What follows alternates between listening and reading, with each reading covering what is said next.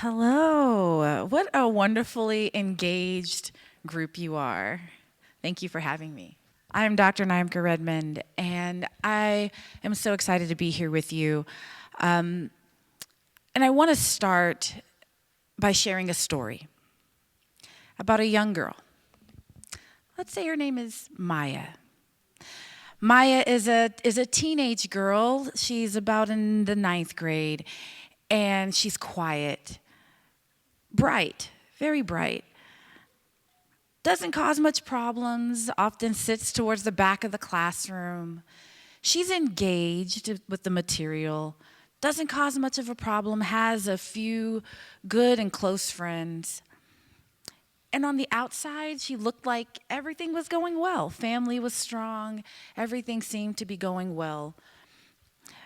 But what people didn't notice was when Maya began to drift, began to slowly unbecome who she was moving towards. She began spending more time online, talking to someone who seemed to be engaged, interested in her in ways that other people hadn't really been interested in her. They were mature, and they told her that she was special, that she was different.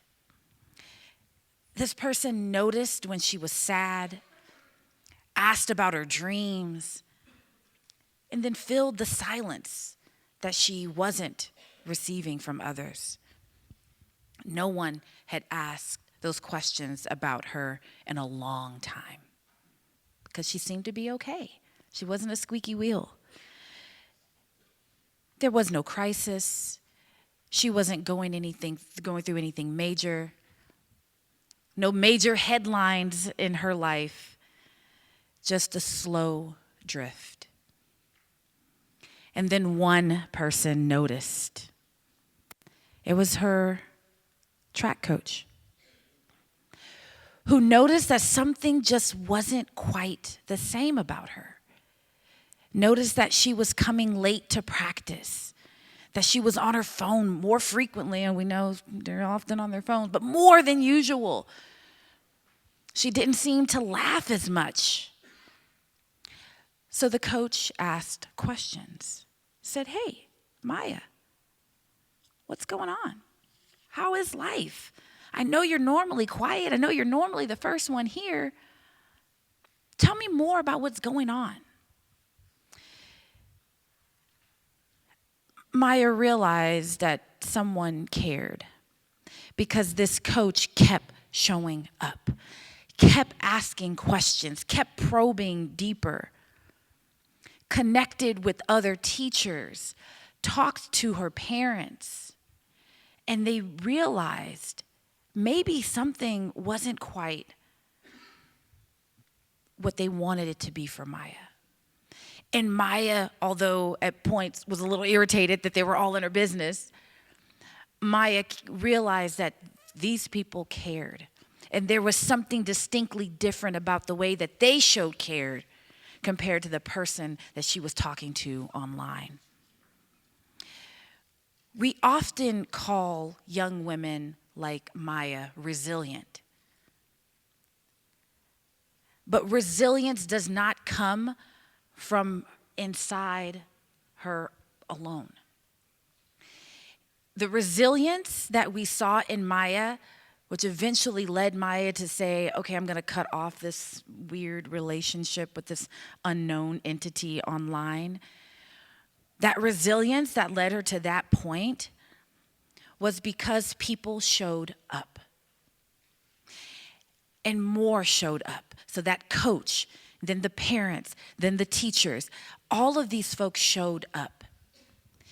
And what I want to talk about today is what actually builds resilience and how relationships and community assets are our strongest tools for prevention. I forgot I had slides. Now I'm back into it.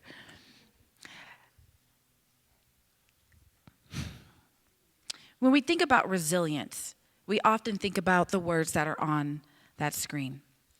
toughness, grit, strength, survival, personal toughness, something that is from within. And I think that's only one piece of the equation, one part of it. We often celebrate the individuals who overcome, and there is great reason to celebrate. But I want to point out that there's another part of the truth here. Resilience is not a personality trait. Resilience is a relational achievement. No child should have to be extraordinary to be safe, right? Resilience grows in ecosystems. It grows when relationships are strong, when institutions are responsive, communities are watchful, and belonging is predictable. The opposite happens, harm, when ecosystems are thin, when there is not enough of those protective factors present, when there are not enough relationships there. That's when the exploitation, the victimization can creep in and find root. So if we are serious about eliminating these harmful things, these practices that predators are using against our young people, then we must shift from asking, how do we rescue more, to asking, how do we build communities where exploitation cannot easily take root?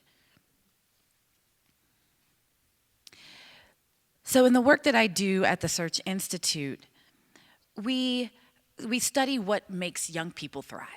And ding dong, it is relationships. Relationships are a critical component of what leads to thriving.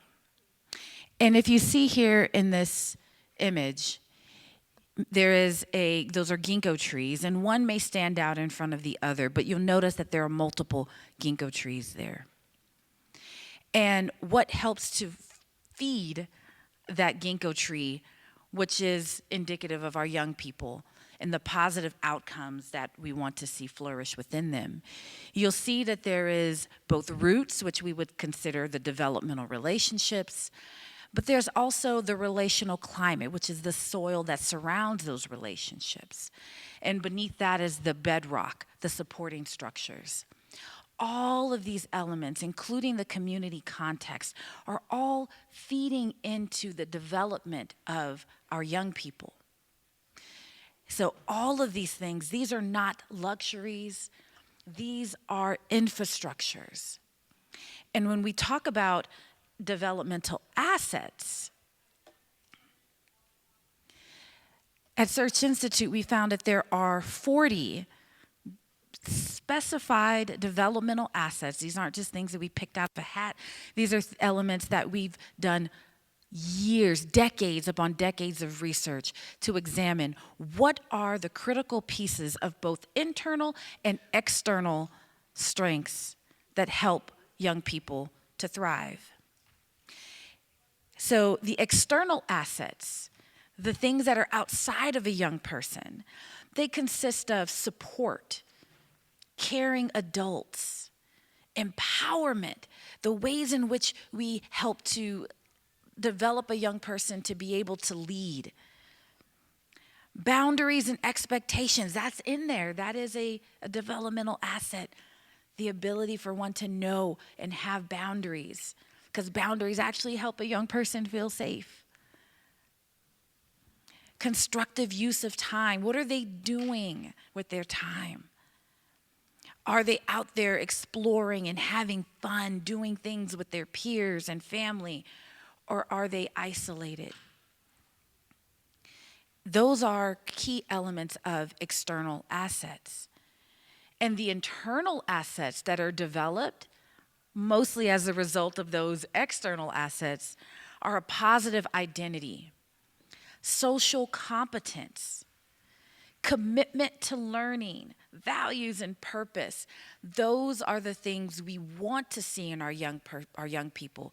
Those are the assets that our research has found is greatly connected to thriving, greatly connected to building up resilience. So the more developmental assets, again, we've pinpointed 40, the more developmental assets a young person experiences, the more likely they are to thrive and the less likely they are to engage in risky behaviors. So asset accumulation is protective. And when we think about exploitation, that really matters, right? Because it is the predators who exploit the gaps. They're able to find the places, the spaces of a young person that is vulnerable, and that is where they enter. But all of you as engaged, what I'll call today youth protectors, are able to fill the gaps. And you don't have to be magical to do that. Just like they should not have to be magical to prevent these things from happening.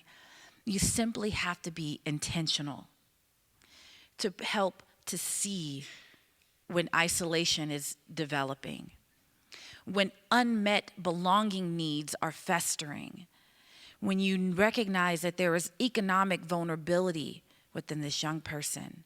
Perhaps there's identity confusion, all of that coupled with a lack of monitoring. What I hope you understand is that when this type of exploitation happening, this is an asset scarcity concern. We want abundant assets. We want young people to be able to live out their best lives with the strengths that they're going to need to navigate the difficulties that they're going to encounter.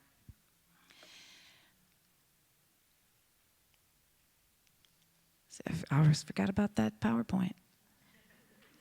But you get what I'm saying.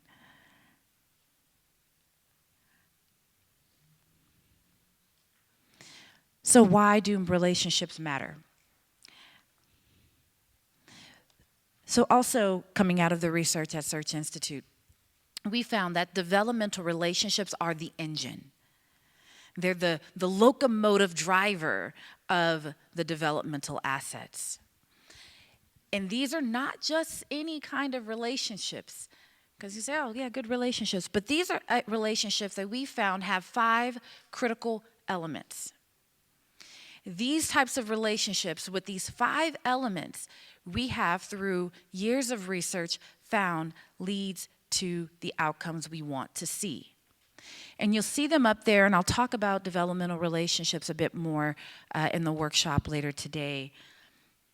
But just so you know, the 5 core elements are this: express care, challenge growth, provide support, share power, and expand possibilities.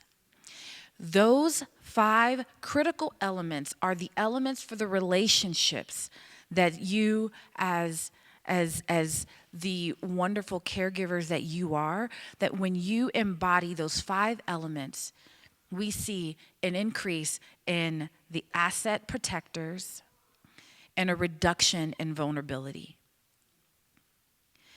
So I'll pause there, and I want to give you a moment to think about who was there for you. Who was your person when you were growing up? Maybe it was during a time that was really difficult, or maybe it was a time that things were going really well. Either way, think about that person. If you take a moment, get that person in your mind.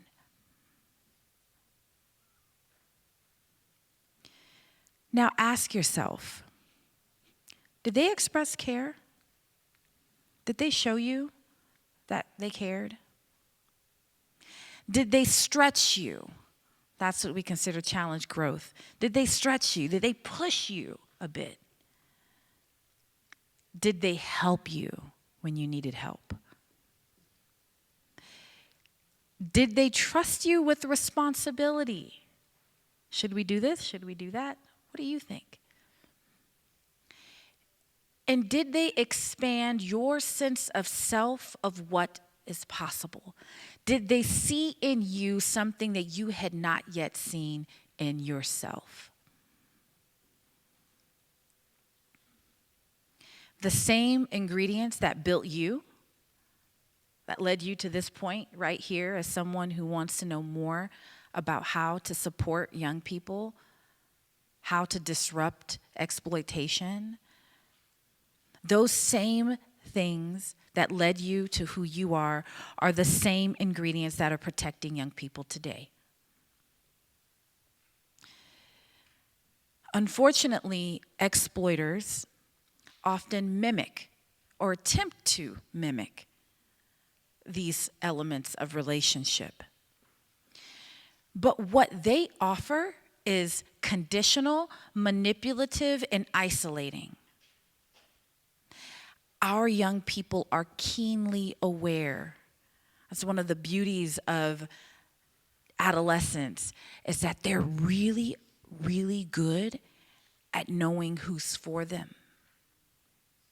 It can be harder to know who's against them because of that mimicking, but the more assets a young person has, the more authentic, strong, developmental relationships they have, the more likely they are to recognize the false sheep, the false wolf, the person who's trying to exploit them.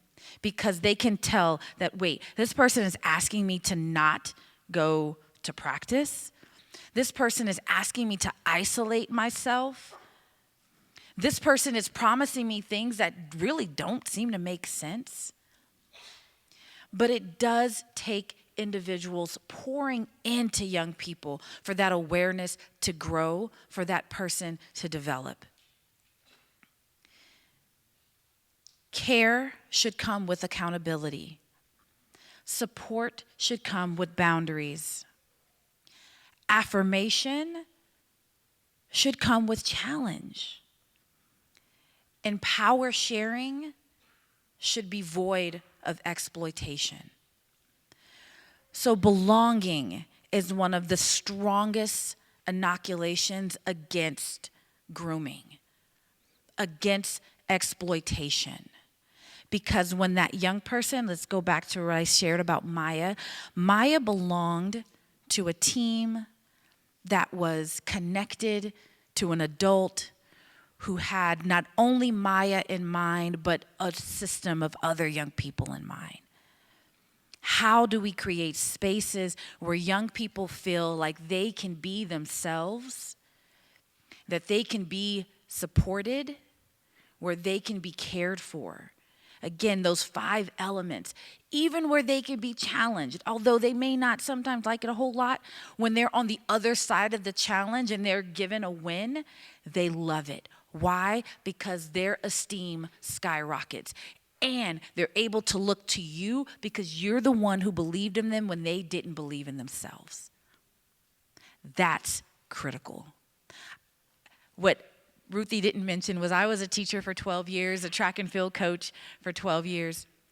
And during that time, that was one of my favorite parts of being a coach and a teacher, was being able to see that thing in that young person that they didn't see. So that kid who's always doodling on the homework, where you're like, okay, this isn't art class, but that kid who's doodling on the homework and saying, have you taken an art class before?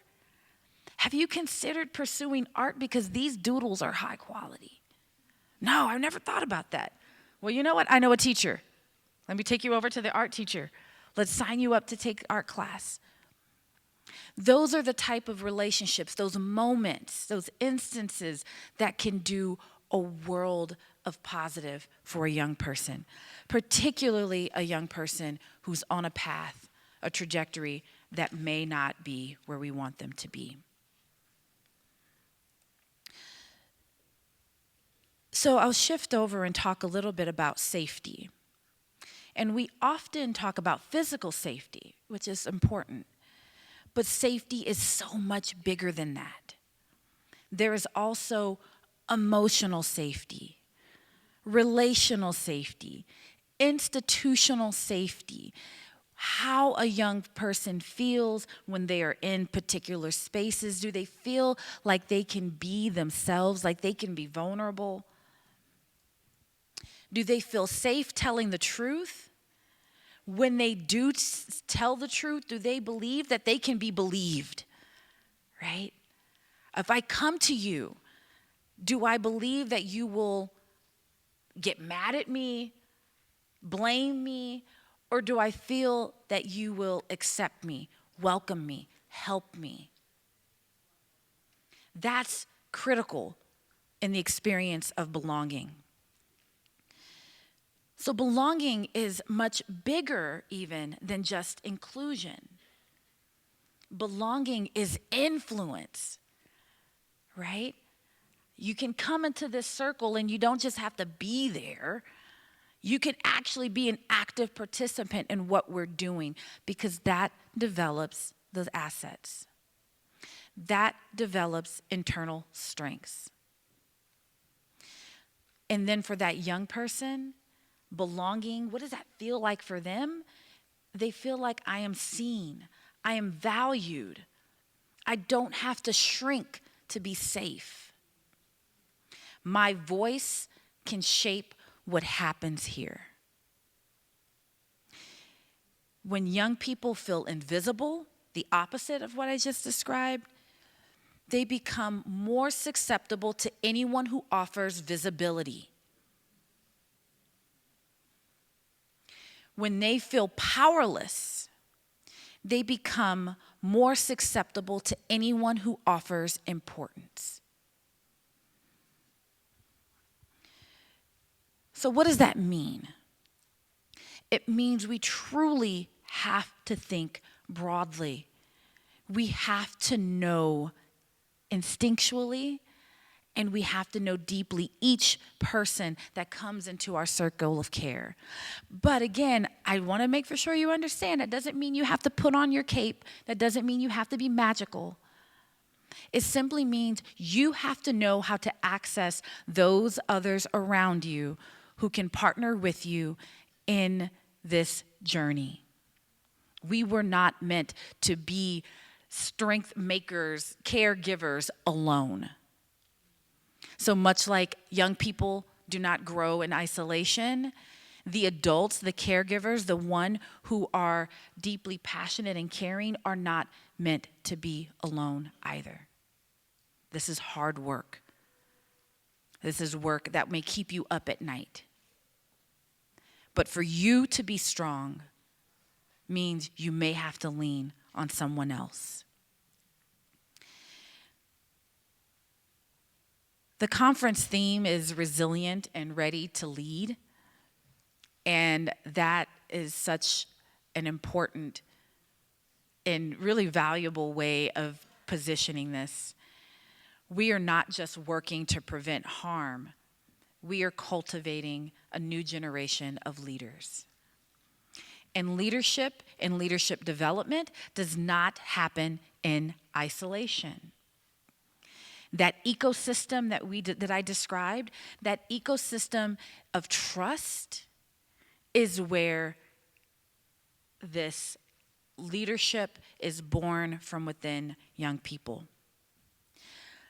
So as adults, consider, how do we invite voice? How do we give young people an opportunity to partner with us in decision making? And I always say this one because of those 5 elements.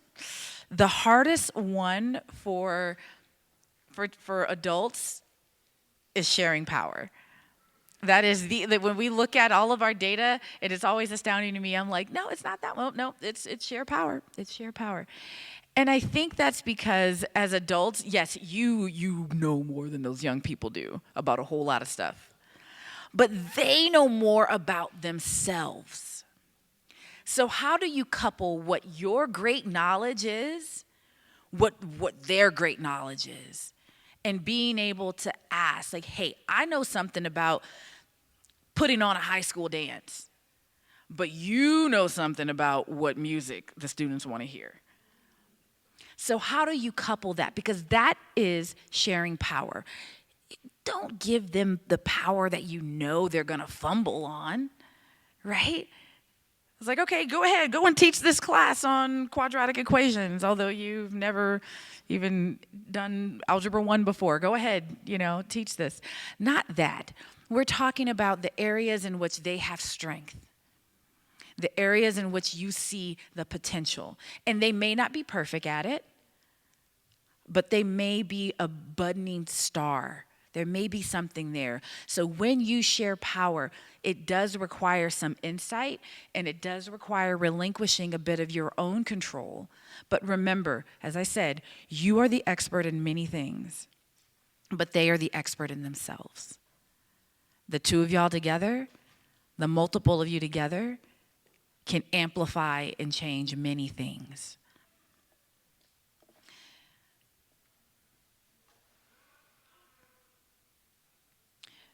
So when you are collaborating, when you're coming together with a young person, you may be asking them, what do you think? What do you need? And then you listen. Because those resilient leaders do not develop by accident. They are formed in communities who refuse to let them disappear. They refuse to let them hide behind the screen. They refuse to let them sink and shrink. Sure, that student's grades may be tanking, and you may have done everything you possibly could do to get them to pull their grades up, but that doesn't mean you relinquish off the gas. Maybe you try another avenue. But if you say, you know what, they don't care, so I don't care, that's when someone sneaks in. That's when someone says, well, everybody else has given up on you, but guess what? I believe in you. And when that person wants to do harm, that is the worst that could happen. Let's go back to that story, the story of Maya. Imagine if no one had noticed. Imagine that the coach never intervened, that he never brought in additional supporters. Parents never found out. Sure, resilience might have still happened. Maya may have come to the conclusion that that relationship was poor, that it wasn't what she needed. She might have come to that conclusion. We would hope so. But the question is, how much pain would have led her there? How much harm would have shaped her?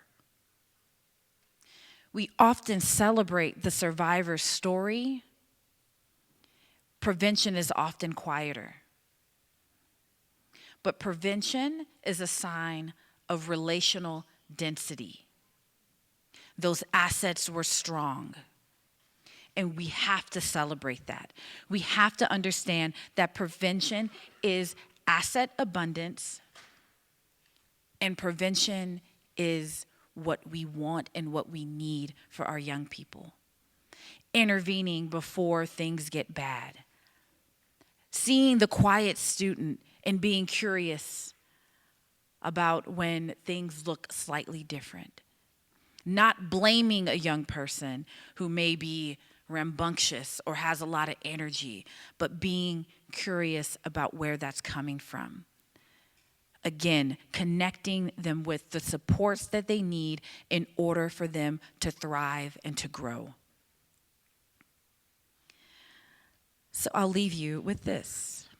Again, not telling you to put on any kind of cape. I don't want you to feel like you have to be superheroes in this work. But I want you to ask yourself the question of where might my community be thin? Where are the places in which we need to strengthen in order to be what the young people in the world around us and our communities need? Maybe ask, well, who's responsible for belonging? hopefully you don't lead to one person. Hopefully you're able to say, well, we all are responsible for belonging. And think strategically about how you build spaces for belonging. And not just belonging for the kids who are super eager, front row kids, hands raised, ready and eager to be whatever you need them to be. I'm talking about the kids in the back, hiding, shrinking, the kids who are missing more days than they're attending, the kids who are like Maya, slowly fading into the background. How do you step in for those young people? How do you be the system disruptor, the exploiter disruptor for those young people? And are we building relational webs? Are we building those connections? Not just on ourselves, like I said, you take off that cape, it doesn't fit you. But if you open up that cape wide enough to fit many people, that's when the cape fits. So how do you strengthen yourself? How do you bolster your network so that you all can look for where the assets are thin? Resilience is built in circles. Safety grows in community. And leadership, that grand vision that we have for young people to be leaders, to be future disruptors, to be asset protectors and developers, that rises when belonging is strong. So if we want our young people to be resilient and ready to lead, we must build communities that are ready to protect. Thank you. Since it's just the two of us, I'm going to just have us step up front and answer questions. So thank you so much. Oh, thank you. Thank you for that amazing reminder of widening our capes and letting everybody in. I have a few questions already, Yes. But if we can advance to the next slide, we will have the Slido back up on the screen.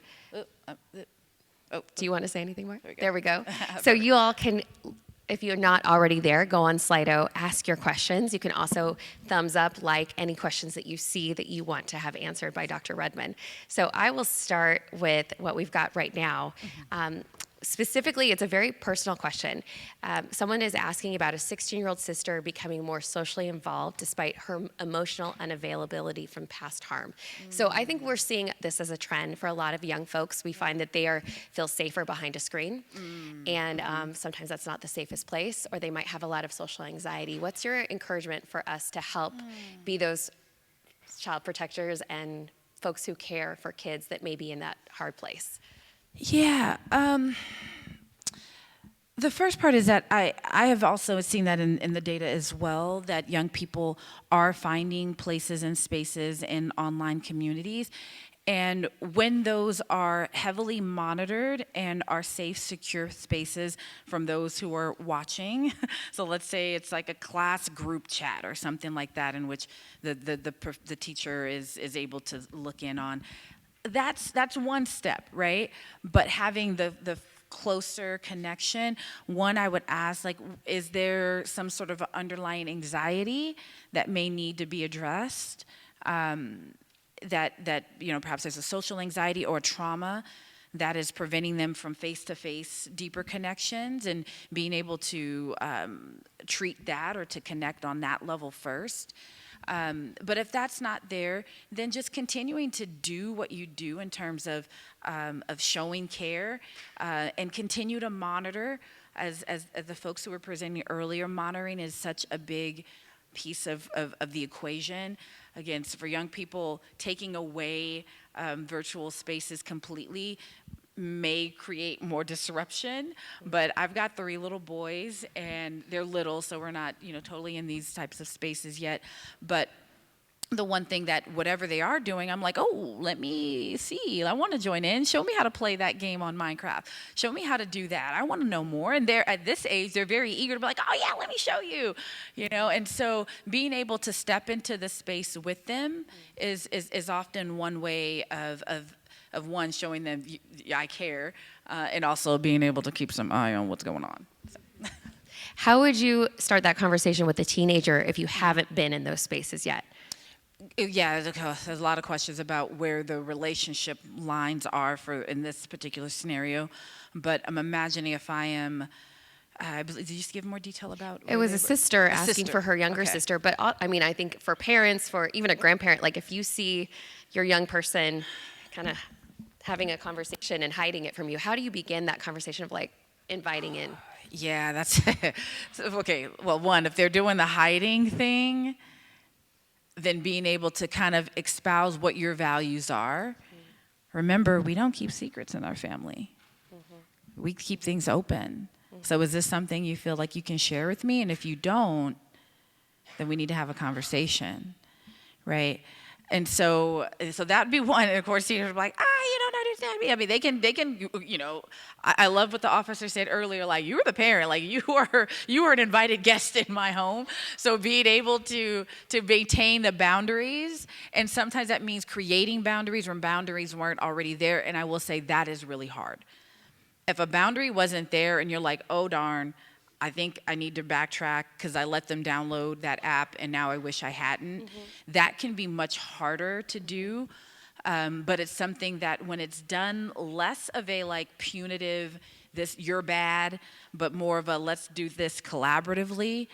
And I would also say replace, that's another thing I say, replace. So if it's, you can't do this, but let's do that. There are so many amazing activities that young people can get involved in. It may be hard to find sometimes, but if an adult knows, okay, there's a equine therapy. I don't know why that just came to my mind, but it did.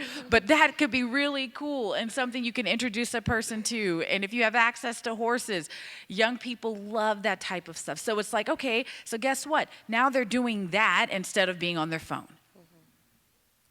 Again, some kids are, like I said, I was a track and field coach for years.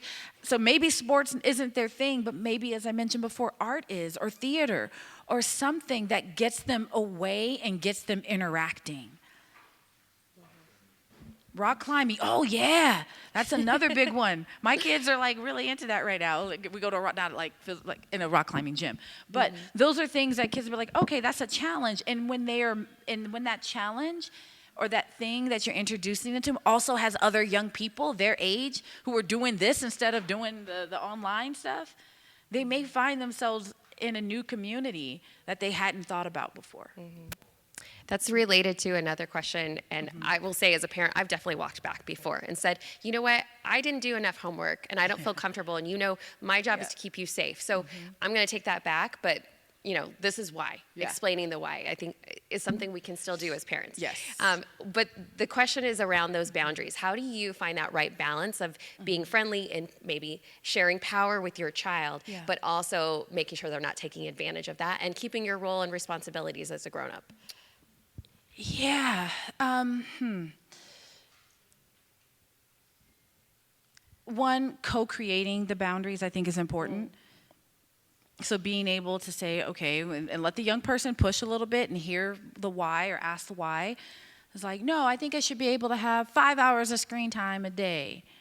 It's like, you're only home before you go to bed for 4 hours. So what are we talking about here? But asking them, like, why do you think 5 hours? Why is 5 hours enough for you? Well, I have to do this, this, this, this, this. It's like, okay, well, all right, I hear 5. Can we cut that down to 3? No way. I can't do 3. I bet you could. Let's just try it and see. And in those other couple of hours, and again, 3 is still a lot, but they're starting at 5, so maybe this takes some time. In those other couple of hours, let's go do something fun.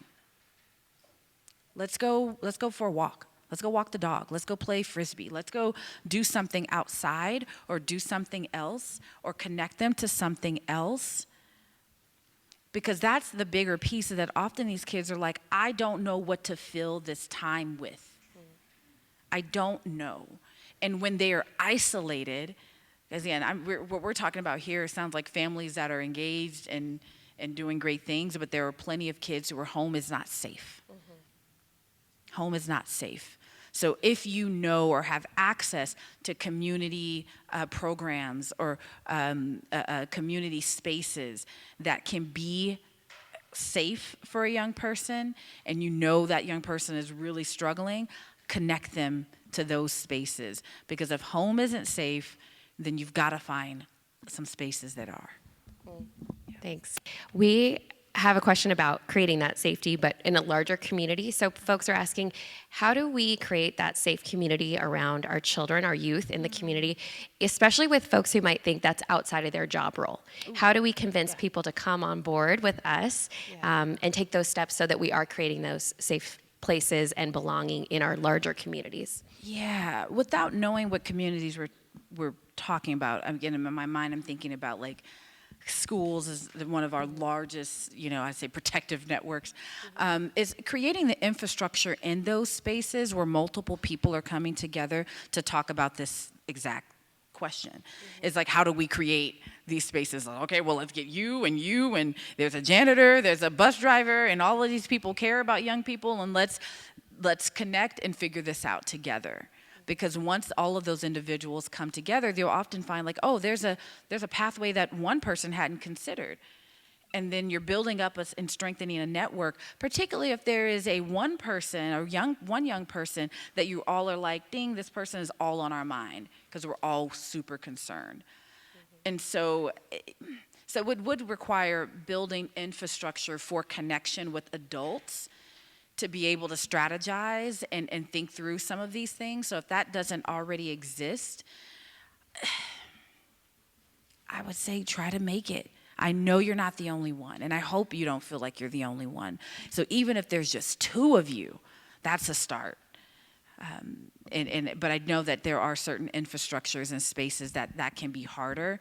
But if there are adults in the space and they are calling themselves caregivers of young people, then I can bet you'll find at least a few that are willing to create a network to help support. So we're seeing that in maybe child-serving organizations, Yes. the need for those systems to make sure nobody's falling through the cracks, that we're watching and knowing our kids. Do you have any creative stories of maybe outside of child-serving organizations? I know you've done a lot of work in communities. Like, how do you bring in kind of some of those extra partners? Yeah, so I heard the mention of nurses and them being present. So that could be, again, another opportunity if there are, again, a handful of nurses, pediatric nurses or nurses just more broadly that are within your network who are like, hey, we're really concerned about this. I am a huge supporter of communities of practice, is what we call a lot of what we do when there are multiple organizations or spaces that really not necessarily the same. Maybe they're not all youth serving, but they all have kind of the same goal for young people. Then creating those spaces and this is where, in the adult space, where virtual communities can be really helpful, because you can find people that way. You can find people from all over the world who may be thinking about the same thing you are, and you can begin to throw out ideas, listen to stories, collaborate in a virtual space if you feel like the space that you belong in doesn't have quite what you need or you don't have access to it. But again, it's something like, nurses or throw out some other type spaces that might be present. I'm thinking about like libraries and civic leaders and things absolutely like that, faith communities. I think all of those spaces which have people who are attuned to need will often then connect over. So a librarian can connect to a nurse and can connect to teachers and others. When their communities have spaces like town halls, things like that, to get to know one another, and you hear someone like, yes, I that makes sense. But again, I do think, and this is where, maybe that I'm deviating a bit, but I do think that in adult spaces, online and virtual communities can be really supportive. Thank you. So we had a question that's kind of getting at how, as an adult, can you step in when you see a child maybe having behaviors that can lead to isolation or harm? So specifically, somebody asked about a child, their own child, it seems, that's too confident and entitled, insists on their own way, so that other kids drop them. So socially, they're being isolated by their peers. Yeah. How, as an adult, can we step in to create those developmental relationships, opportunities for a child that maybe is self-sabotaging a bit? Yeah, oh, that's tough. I'm going to wear my clinical hat real quick and one think about, well, what are the behaviors telling us about the way in which they interact with the world, right? So is it maybe they're not picking up on social cues, maybe they're not understanding what that what they're doing is isolating, again, strong-willed personality, so on. Perhaps the network that they're in, maybe their school environment or their peer group, needs to be expanded beyond the school. I know often that's where our young people find their friends, but there are spaces like churches or youth groups or other extracurriculars that are outside of the school where they can find additional networks. Again, I'm imagining like a strong-willed, kind of a sassy kind of young person probably could do really well in theater.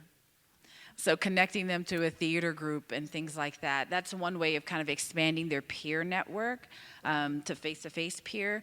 And then as a parent, when you're, having conversation, hopefully the young person can be open about perhaps what they're experiencing. Perhaps what they're doing is their way of what I call kind of a self-sabotage, which is I'm going to reject you before you reject me.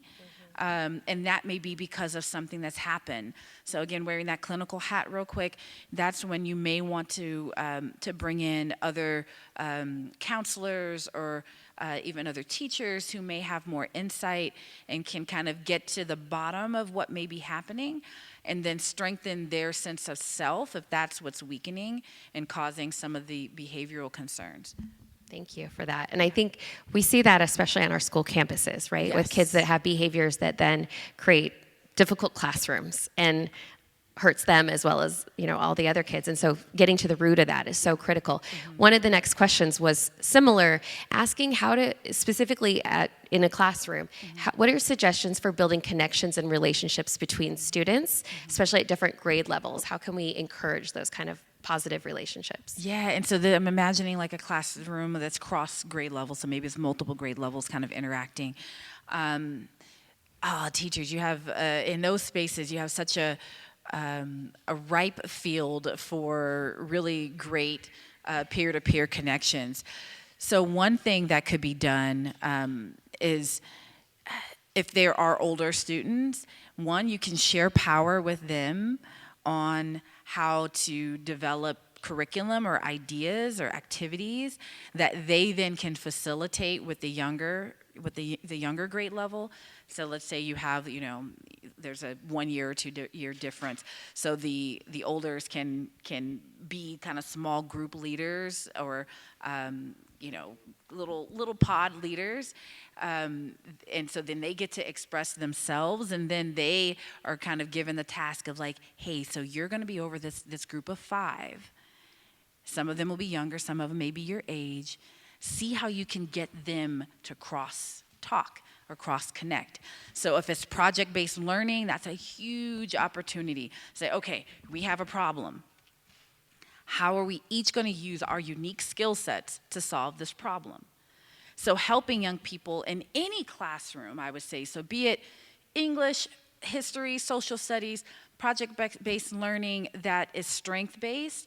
So finding out or having the kids discover and knowing what their strengths are and then compiling all of those strengths into a particular project.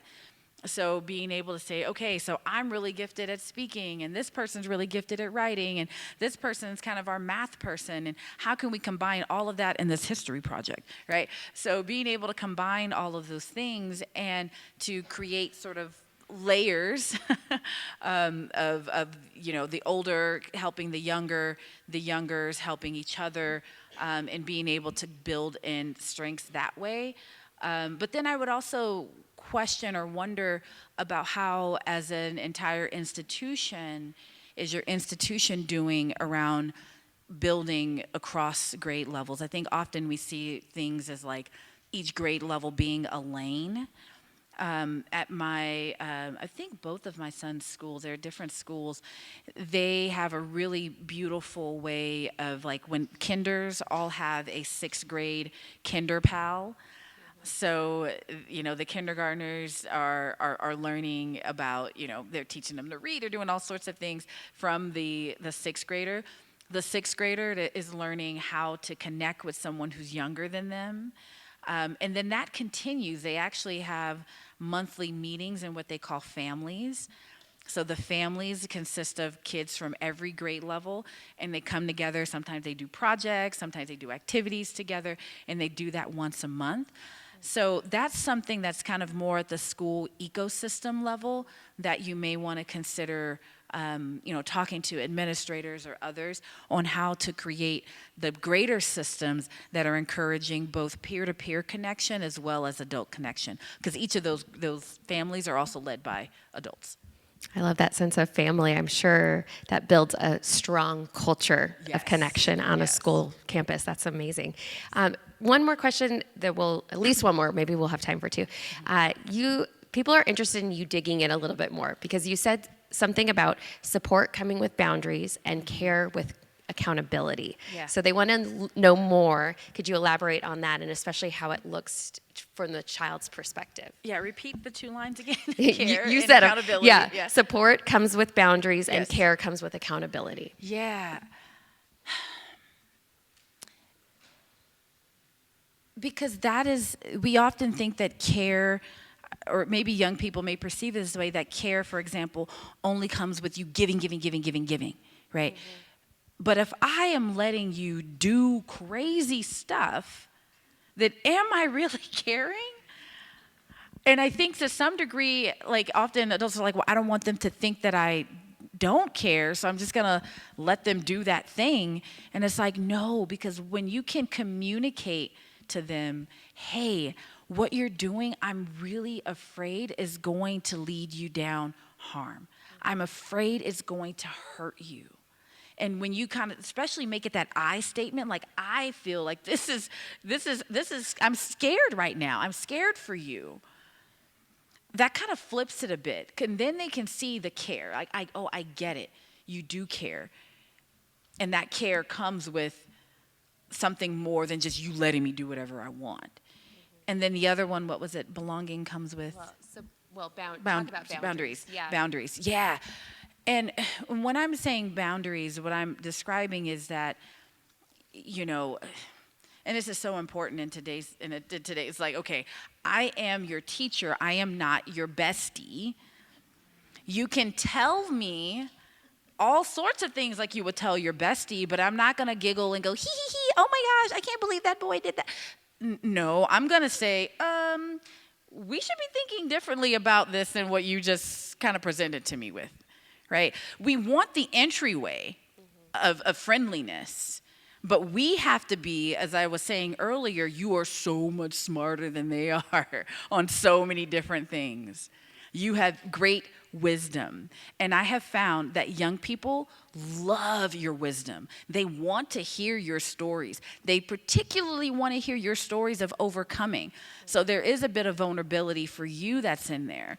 But again, that being able to create a space between you that still says, I am the adult. We can share power. We can power through this together. I believe that you are strong, but in this moment, I've got to make the hard calls. And I just need you to trust me sometimes. Mm-hmm. That's a boundary.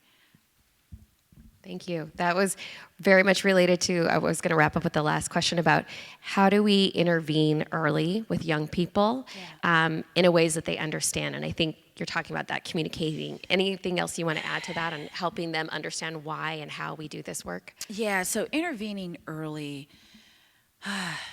I mean, anyone who is walking the long journey of development with a young person, so you've been around since they were really, really little, that's a very different space than someone who gets them when they're a teenager, right? Or an adolescent or a middle schooler or whatever level. It's a very different space.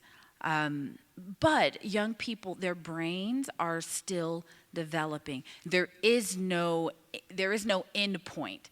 There's no turning back now. That does not exist.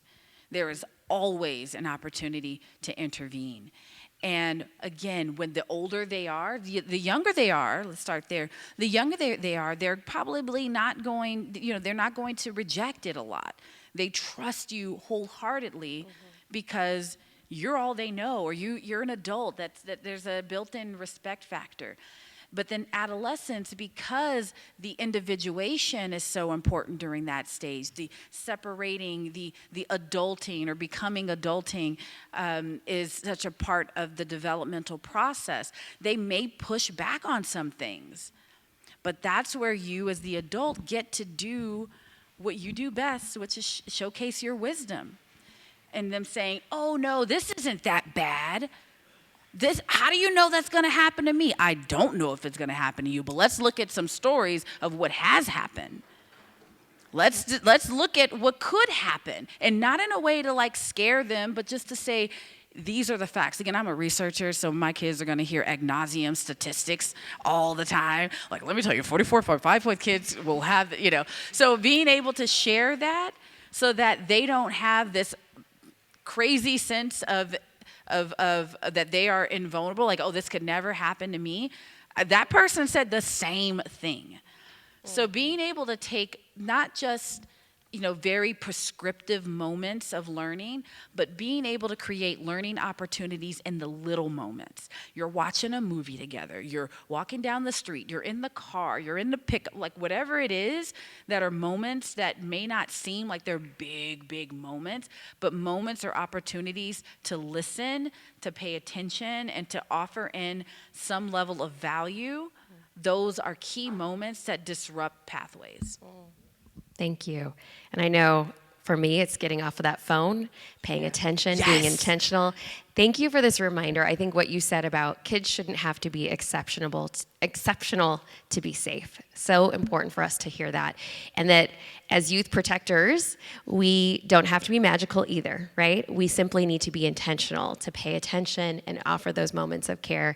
And we do it together. I love the image of widening our capes. Yeah. So we're not alone, but we have each other and that sense of belonging that we create through that process together. So thank you, Dr. Redmond. Thank you for being with us. We appreciate you.